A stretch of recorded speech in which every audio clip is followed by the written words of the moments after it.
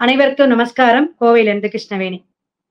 ரிஷபராசி நேயர்களுக்கு குரு வக்கரமாக இருக்கக்கூடிய காலகட்டங்கள், அக்டோபர் 9ஆம் தேதி பயணிக்கக்கூடிய குரு வக்கர பெயர்ச்சியை பத்தி எல்லா ராசிக்காரர்களுக்கும் பரிகாரத்துடன் மிக சிறப்பாக துல்லியமான பலனை சொல்லி வருகிறோம். இதுவரையும் இந்த சேனலை நீங்க சப்ஸ்கிரைப் பண்ணலைன்னா சப்ஸ்கிரைப் பண்ணிக்கங்க. வாழ்க வளமுடன். ரிஷபராசி நேயர்களே, எதையுமே நம்ம காரியம் பண்ணும்போது ஒரு சிரத்தையா யோசிச்சு முடிவெடுக்கக்கூடியவங்க, கவனமா இருக்கக்கூடியவங்க, நிறைய உதவும் மனப்பான்மை உங்களுக்கு உண்டுங்க. உங்களுடைய குணமா சொல்லணும்னா 1/2 மணி நேரம் சொல்லலாம். ரிஷபராசி நேயர்களுக்கு சுபகிரகமான குரு பெயர்ச்சி, அதாவது வக்கரகதி பெயர்ச்சின்னு அர்த்தங்க. இந்த பெயர்ச்சி எப்படின்னா, ரிஷபத்துக்குள்ளாரே தான் பயணிக்கிறார். மிருகஷீரிடம் 2ஆம் பாதத்துல வரக்கூடிய அமைப்பு உங்களுக்கு எப்படி இருக்கு அப்படிங்கிறத பார்ப்போங்க. அற்புதமான அமைப்பாக இருக்குதுங்க. ஏன்னா ஜென்மத்தில குரு பல இடமாற்றம், தொழில் மாற்றம், காரிய தடையெல்லாம் இருந்திருக்கும். ஜென்ம குரு சின்னதா வாட்டி வதைச்சிருக்கும். இனிமே விமோச்சனம் உண்டா? கஷ்டம் தீருமா? கடன் தீருமா? தொழில் விருத்தி உண்டா? அப்படின்லாம் நிறைய கேள்வி போயிட்டு இருக்கு உங்க மனசுல. கண்டிப்பா விருத்தி குடுக்கக்கூடிய அமைப்புல விசேஷமாக செவ்வாய் ஆதிக்கத்தோட அமர்றாருங்க. உங்களுக்கு ஒரு அற்புதமான வளர்ச்சி பாதையையும், புதிய முயற்சிக்கு நல்ல ஒரு விஷயத்தையும், அரசியல் சார்ந்து இருக்கக்கூடியவங்களுக்கெல்லாம் அமோகமான ஒரு வருமானத்தை கொடுக்கக்கூடிய காலகட்டமாக இருக்குதுங்க. இசைத்துறை மற்றும் கலைத்துறையில இருக்கிறவங்களுக்கெல்லாம் வெளிநாடு போகக்கூடிய அமைப்பு உண்டுங்க.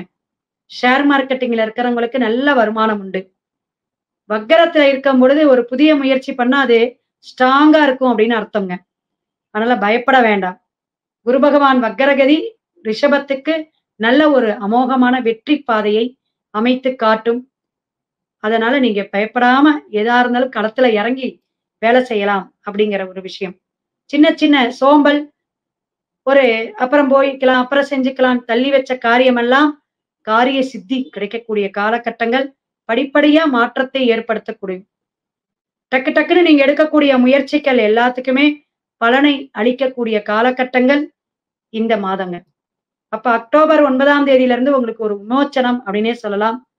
ரிஷபராசி நேயர்கள் எல்லாருக்குமே வெளிநாடு தொடர்பான ஒரு நல்ல செய்தி வந்து சேரும்.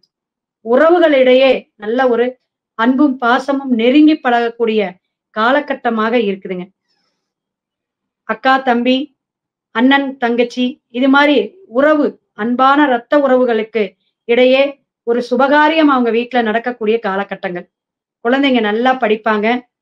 அதே போல உங்களுடைய புதிய முயற்சிக்கு எல்லாமே ரிஷபராசிக்கு ஒரு அமோகமான வெற்றியை கொடுக்கக்கூடிய காலகட்டங்கள். பயப்பட வேண்டாம். குரு பகவானுடைய ஆசீர்வாதம் உங்களுக்கு உண்டு. ஜென்மத்தில இருந்து இருக்கக்கூடிய கஷ்டங்கள் நீங்கக்கூடிய காலகட்டங்கள். ரிஷபராசி நேயர்கள் எல்லாருமே லக்னமாக இருந்தாலும் குரு பகவான் உங்களுக்கு 8க்கும் 11க்கும் உடையவர். அதாவது தனுஷு அப்படிங்கிறது குருவுடைய இடம். 11ஆம் இடம் அப்படிங்கக்கூடியது மீனம்ங்க. அப்ப இந்த 2 இடத்துக்கும் உடைய உங்களுக்கு குரு பகவான் ஒரு பார்வையினால எப்படி ஜென்மத்துல இருந்தா எப்படி பலாபலன் அப்படிங்கிற விஷயம்லாம் இருக்கு. அப்ப ஜென்மத்துல இருந்து சில விஷயங்கள் பால் அப்படிங்கிறது, பால்னா கஷ்டத்தை கொடுத்தார் அப்படின்னு அர்த்தம். இப்ப இனி வரக்கூடிய காலகட்டங்கள் கஷ்டத்தை நிவர்த்தி பண்ணக்கூடிய அமைப்பு கொடுக்கும். உங்களுக்கு இந்த குரு பகவானுடைய அமைப்பு, அதாவது இந்த வக்கரகதியில இருந்து நீங்க ஒரு வழிபாடு எடுத்துக்கணும். அது என்ன ஸ்தலம் அப்படிங்கிறத கேட்டுக்குங்க. ஐதீகமாக ஒரு சாஸ்திர சம்பிரதாயமாக வழிபடக்கூடிய அமைப்பெல்லாம் இருக்குதுங்க. தடையை நீக்கக்கூடியவர் குரு பகவான். ஒரு விருத்தியை கொடுக்கக்கூடியவர் குரு பகவான். உங்களுக்கு வழிபாட்டு ஸ்தலம் மயிலாடுதுறைங்க. மயிலாடுதுறையில இருக்கக்கூடிய மதுராந்தகம் அப்படிங்கிற ஒரு ஊருங்க. அதுல இருக்கக்கூடிய மயூரநாதர், மயூரநாதர் சுவாமி இருக்கக்கூடிய அந்த ஒவ்வொரு கோயிலையும் இருக்கக்கூடிய மூலவருக்கு ஒரு விசேஷமான பெயர் நாமம் உண்டு. அந்த மயூரநாதன் முருகனா சிவனா அப்படின்னு கேட்டீங்கன்னா சிவபெருமானாக இருக்கக்கூடிய அமைப்புல, அதுல உத்திர மயூரம், உத்திர மயூரன் அப்படிங்கிற அமைப்புல தான் அழைச்சு வந்தாங்க சுவாமிய.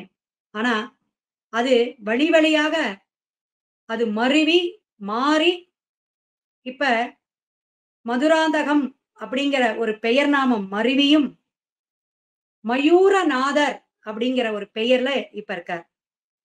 இப்ப எத்தன ஆண்டுகள் அது மாற்றத்தை ஏற்படுத்தியிருக்கும் அப்படிங்கிறதையும் நீங்க தெரிஞ்சுக்கணும். அப்ப இந்த மயிலாடுதுறையில இருக்கக்கூடிய மதுரநாதர் அப்படிங்கக்கூடிய இந்த கோயில்ல இருக்கக்கூடிய ரிஷபராசி நேயர்கள் எல்லாருமே குரு பகவான் உபதேசம் பெற்ற இடமா. நெறைய விஷயங்கள் தெரிஞ்சுக்கணும். அப்ப குரு பகவான் உபதேசம் பெற்ற இந்த குரு தோஷத்தை எல்லாம் நீக்கக்கூடிய அமைப்புல நம்ம ராகு, கேது, செவ்வாய் பகவான் தான் தோஷம் நினைச்சிட்டு இருக்கோம். ஆனா குரு பகவானும் தோஷம் இருக்கு. அது நல்ல இடத்துல அமரணும். 6, 8, 12 மறையக்கூடாது. நீச்ச நிலைய அடையக்கூடாது. எதுல நீச்சம்னா, மகரத்துல தான் குரு பகவான் நீச்சமாகறார்.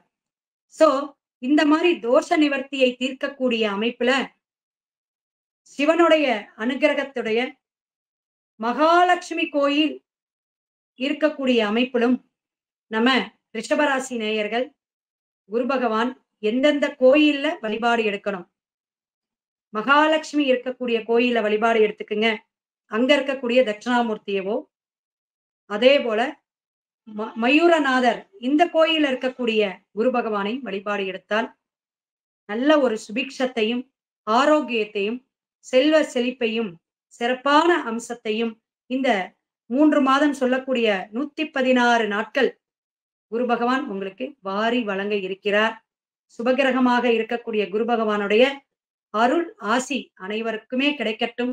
ரிஷபராசி நேயர்களுக்கு அப்படிங்கிறத சொல்லி வாழ்த்தி வணங்கி அடுத்த பதிவில் சந்திப்போம். சிவாய நம. திருச்சிற்றம்பலம்.